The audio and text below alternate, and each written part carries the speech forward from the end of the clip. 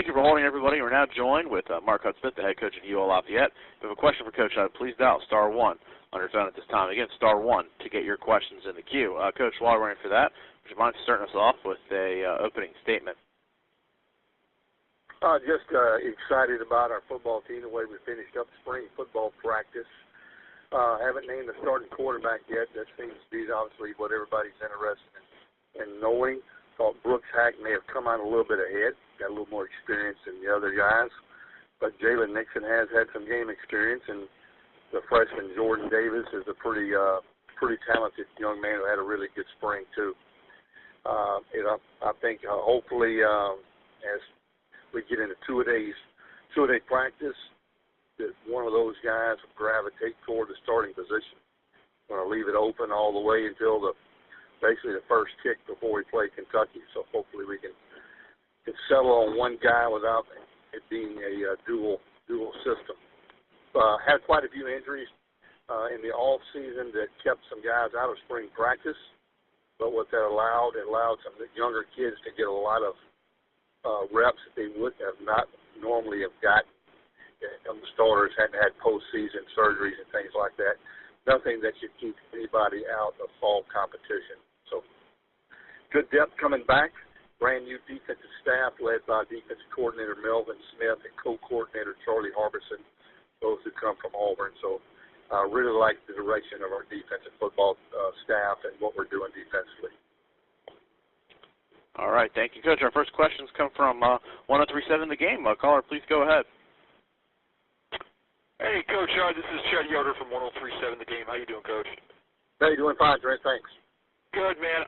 You said Brooks Hack was kind of slightly ahead as far as the quarterback race is concerned. Can you tell me what has stuck out about Brooks Hack that has impressed you? His leadership right now is probably tops on the team. He's not only working hard, leading by example, but he's a vocal leader. And I think his work ethic, his leadership ability, and the way he handles himself in everything from day-to-day academics to off-season to football is really a breath of fresh air. So pretty excited about the way he's handling himself. Thanks, Coach. Thank you. Our next questions come from Lafayette, Louisiana. Caller, please identify yourself and go ahead. Hey, Coach. Luke, how are you doing? Hey, Luke. Hey, all right, well, I promise this will be the last thing I say about the quarterback, but the last time we had a chance to talk to you was after the spring game. I know you weren't ready to say anything about it then, but did you get a chance to go through and kind of look at the film from the spring practices? Is there anything that stood out to you after that? You know, one thing probably from each quarterback stood out. You know, Brooks, when you go back and look how he threw the deep ball, he gives us some big play threat, especially when he's got some targets like Jamal Robinson coming back, Jared Johnson. He didn't even have his top two receivers in the spring. He can really hit some big plays. The freshman Jordan Davis showed, just go back and watch the film, it was amazing how many times that he turned broken plays into good plays and how he could really change the game with his legs also. So those things were pretty noticeable throughout the spring.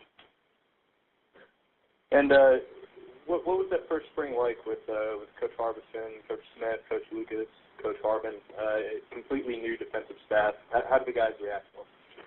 I thought that they really bought in quickly, probably the quickest that I've seen any group of players buy into a staff. And I think it started with the way these coaches earned these kids' trust and the way they saw them interact daily. And I think they know that the coaches actually care for them. And I think they know that these coaches wouldn't have been at the places they've been and wouldn't have coached in the national championship game unless they were pretty good coaches. And I think that they brought a lot of respect day one when they walked in the door. So are you ready to let us know what team y'all are going to use against Kentucky yet?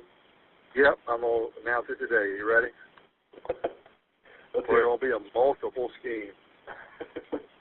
Thanks, Coach. I appreciate it. Okay. Yeah, thanks. Thank you, Luke. And thank you, Coach. That's all the questions we have for you today. We do appreciate it. Yep, thanks, Travis. Have a great one. All right, thank you. And we'd like to thank everyone for joining us today. That will conclude our spring football teleconference. Again, a copy of this will be posted on sunbeltsports.org later today and on our YouTube channel.